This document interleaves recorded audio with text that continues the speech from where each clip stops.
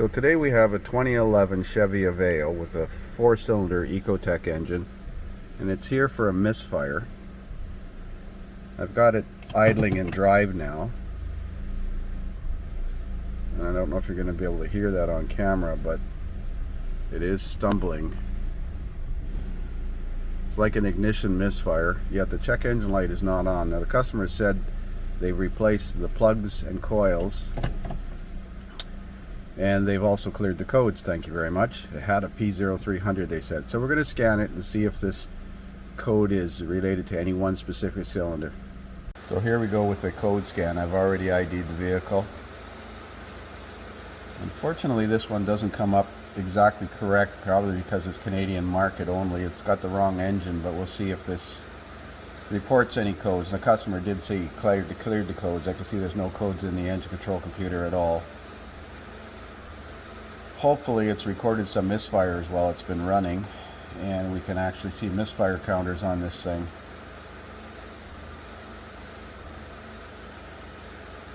I suspect a leaky plug boot or a carbon track spark plug. Sometimes if you change the spark plug and it's carbon tracked, well, we got to pop a really important code for the cell phone antenna circuit. Alright, fair enough. Let's go into engine. And let's have a look at, let's see if it's got misfire data here. Misfire data. Let's see if it shows any one specific cylinder with misfires. Cylinder number 2 is showing misfires. Misfire in cylinder 2. So this is current. Cylinder 1, 2, 3, and 4, and cylinder number 2 shows misfires. I wonder if this has actually recorded in mode 6 the number of misfires. So we have some direction. It's looking like it might be cylinder 2 that's got the miss. Consistently shows up here. Let's go and exit and look at mode 6 and see if that's in generic functions. That should give us the total number of misfires over the last 10 drive cycles. Mind you, they cleared the code, so that may have wiped out all this information. Misfire in cylinder 1. Survey says 1 misfire counted in the last 10 drive cycles. Okay, misfire on cylinder 2. 3 misfires on the last 10 drive cycles. But on this current drive cycle, 71. Misfire in cylinder 3. Thank goodness there's only 4 cylinders. Value 1. And misfire in cylinder 4. 0. Let's go back and look at number 1 more time because I didn't want to see the current. So that's 0 as well. So it's definitely looking like cylinder 2 is the one we're going to focus our attention on. Yes, we're going to have a look at cylinder 2. So as you can see, this is a coil pack assembly, and it looks relatively new, so I'm assuming they replaced it. We're going to remove the connector here and remove the coil and have a look at the spark plugs 1, 2, 3, 4.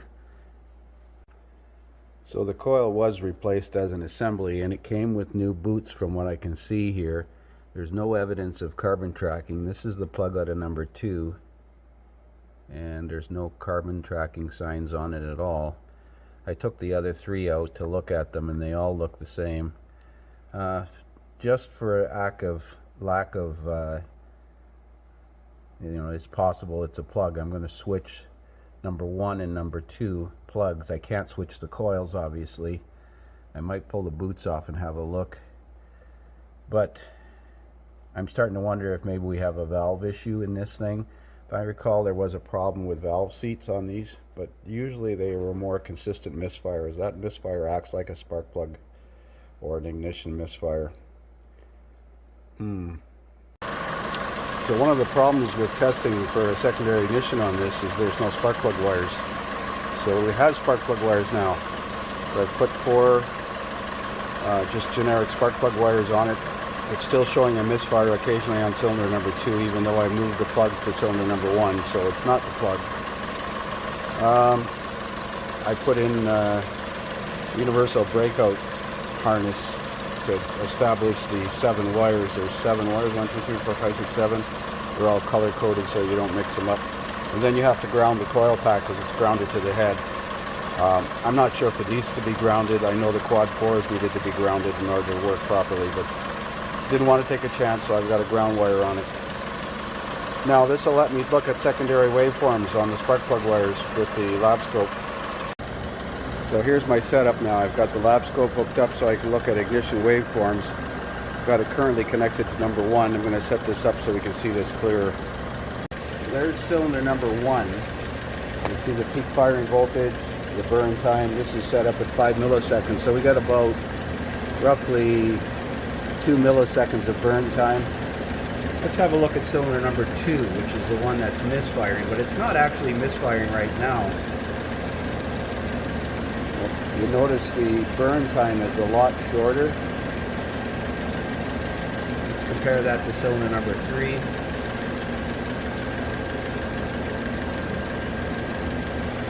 That one looks normal, roughly 2 millisecond burn time. And that one's number 4 and it's jumping all over the place. Now that's an odd spark plug wire. It's a different wire than the other 3. I don't know if that's making a difference, but that one does look odd.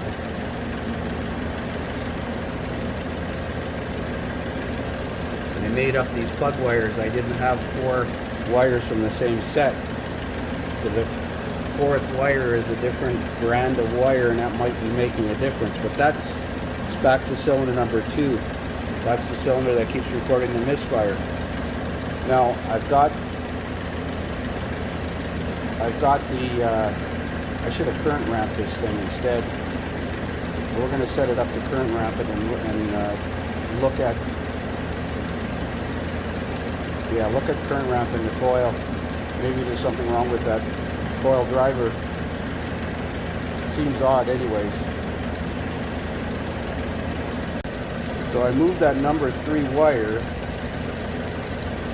You see every once in a while the voltage climbs like it's higher than normal to jump the gap. To number 4 wire to number 3. This is the number 4 cylinder now. So maybe my spark plug wire wasn't inserted in the boot all the way. But back to number 2. There's definitely a difference on number 2. It's only got like 3/4 of a millisecond to 1 millisecond of burn time there. Let's compare the drive transistor control signals. So I'm looking at a schematic on Identifix in the OEM information. This is a 1.6 and it shows the ignition control module with a total of 4 wires to it. This one has 7. So this is a 1.6 according to the underhood emission label, but it's Canadian only, so I'm starting to wonder if the information is wrong. Let's look at the 1.4. Ignition control module ICM shows 3 wires to that one.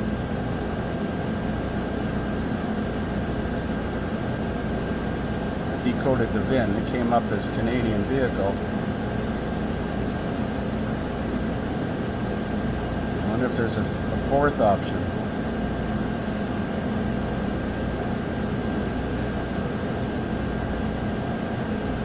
Let's check this one.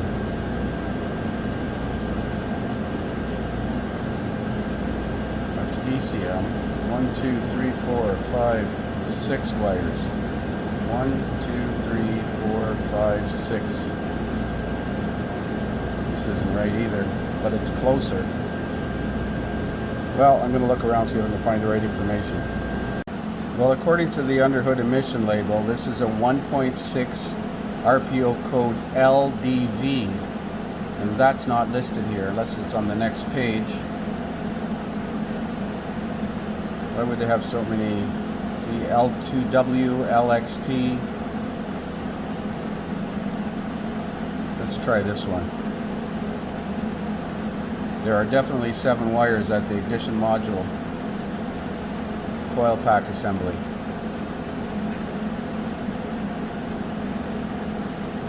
Well, this is crank and cam position sensors. Just the inputs. So I'll keep looking. So according to the VIN, it's an engine code G as in George. 1, 2, 3, 4, 5, 6, 7, 8. The 8th character of the VIN denotes the engine code. It's a G. I'm going to try the component testing in the Snap-on tool here. Let's see, ignition control module, component information. 1, 2, 3, 4, 5, 6, 7. Well, that looks correct. And we'll just have to see if the pins match. I'm going to double check this. Oh, I can't print this off, damn it. Snap-on, we need able to print this screen. Okay, so this wire colors match. One is ignition power, B is ground. So if I current ramp on wire number 1, I should be able to see the coil currents. Now it doesn't say which one is which. I like this. Ignition coil timing control A, B, C, and D. Would that be cylinders 1, 2, 3, and 4? Man, oh man, you would think so, but who knows for sure. Maybe it says in that, well, I don't have a schematic, so I don't know. Oh boy. So I checked the power supply and it seems constant. I checked the ground and the ground is good. I'm going to check the 4 drive circuits. I'm going to go on, let's see, this one here is what I believe cylinder 3, but that's pin control C as according to GM. I would imagine that's cylinder 3, A, B, C, D. But regardless, here's another one. And yet another. And then the third one. So they all look the same. All the control circuits look the same. It's just a 5-volt pulse that is sent to the transistor, which is built into the module coil pack assembly. So this is starting to lean towards a defective module or an aftermarket part that's questionable. Let's see, which one's cylinder 2? Let's assume that it's B, so that's this one. That's cylinder 2. Well, I'm going to put an amp clamp on this control wire here and look at current flow. So there's the current clamp on channel 2. It looks relatively normal. You can even see some slight hash at the beginning of it where the coil turns on. Now if I freeze this,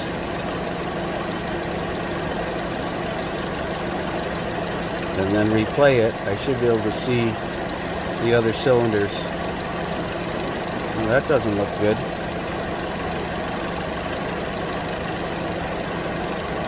That one looks good. Let's zoom it up a bit.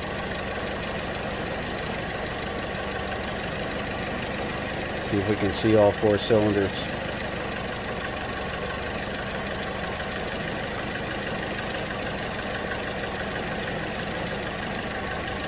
That doesn't look right.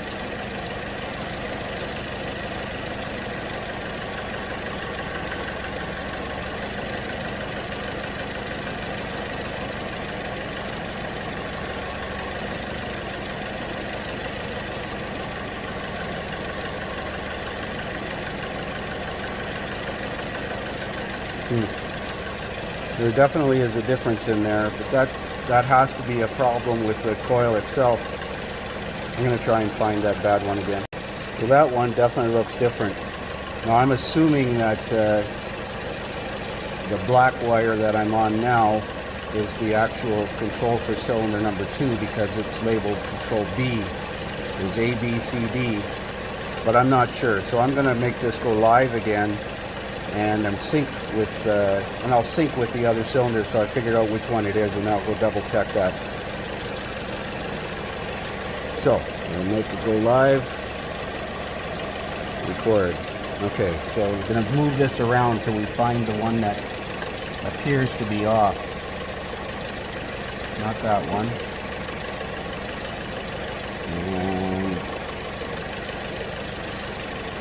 is it blue? Nope, not blue. White, yellow, red. That's the one. So that's 1, 2, 3, 1, 2, 3. That's control on control D. I wrote it down because Snap-on won't let me print that page. So that's actually the purple wire. Yeah, 1, 2, 3. Okay, I'm going to double check in the service information if I can figure out which system we've got here. So the circuit that appears to have the problem is ignition coil D control, A, B, C, D. I would assume that's cylinder 4, unless they learned a different alphabet numbering sequence. I found this schematic in Identifix in the color wiring diagrams, which makes it a Mitchell diagram. It looks correct for the pinouts. That matches my ignition control module with 7 wires, 4 control wires, a ground wire, a power wire, and a low reference wire. Now, this circuit I've highlighted in yellow here is the right color wire. Regardless, I don't think it's a ECM control problem. It appears to be a defective ignition coil pack. I'm going to strongly recommend to put a original equipment coil pack on it. We'll see what the price of one is. So I added a sync on the spark plug wire. I never thought of that just till now. And that's definitely the cylinder with a problem. I am going to move that spark plug wire to another cylinder just to be sure that it's not the spark plug wire I have in there that's causing this weird anomaly. But I've got it synced. You can see synced with secondary ignition probe connected right up here.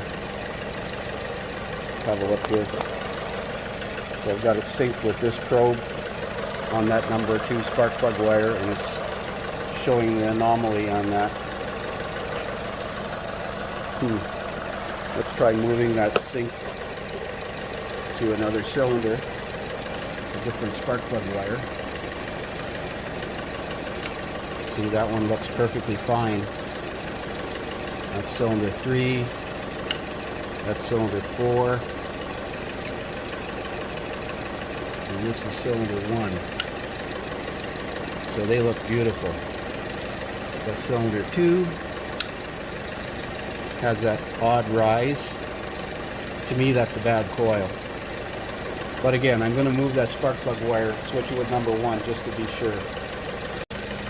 So I switched spark plug wire number 2 with number 1 and vice versa, and it's still showing the same cylinder having the anomaly. So I'm going to call the ignition coil, even though it's brand new coil. Brand new aftermarket sometimes just doesn't cut it. So I decided I would record this on my Veris so I'd have it for future reference. That's current ramping the ignition coil at the power wire going into the coil. And you can see every once in a while you'll see a different waveform. Let's pause this. Let's zoom it up and see. This has got more real estate so we can see it a little better. Firing events are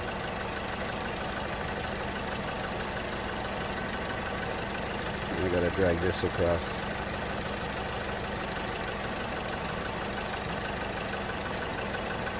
Picoscope would do a better job of this, I'm sure. You can record it at a much faster rate and play it back. Zoom it in, zoom it out. snap-on scopes only allow you to zoom out, not in. And I can't even find it. There it is there. Well, like I said, we're going to recommend an OEM coil on this thing. And now that I've got it back together again, it's easy enough to check to see if it's fixed by simply graphing it with, or lap scoping it on that with a current clamp on that ignition wire, like I am right now. So we're back working on this Chevy, and I had parked it outside this morning, so now it's cooled off to probably -4 Celsius, about 28 Fahrenheit. And I went to bring it in to put the new coil in it, and this is what I've got. Oh, now it's going to start. A few minutes ago it cranked and fired and sputtered and fired and sputtered. Actually, they acting like it wasn't getting any fuel, but now it started fine. I can't see the ignition coil causing that, but definitely the ignition coil seemed to be causing the misfire. So we're going to have to keep this thing and park it outside cold again and see how it starts tomorrow morning. So I know I suggested I wanted to use an OEM coil in here, but that's 3 to 4 days away, and we decided to go with a different brand. This one apparently was sold in the local parts store, is a BWD brand, and this is SMP, or Standard Motor Products. So we're going to put this one in and current ramp it and see what it looks like. So there it's running now with the new coil. Yesterday when I was using the amp clamp, I had it on the wrong range, so it wasn't getting it was getting the right pattern, but it was out by 10%. It was only showing like 1 amp when it should have been close to 10 amps. Nevertheless, this looks good now. I'm still not convinced that that's going to fix the starting problem. I'm going to see if there's any codes in it now after that starting event.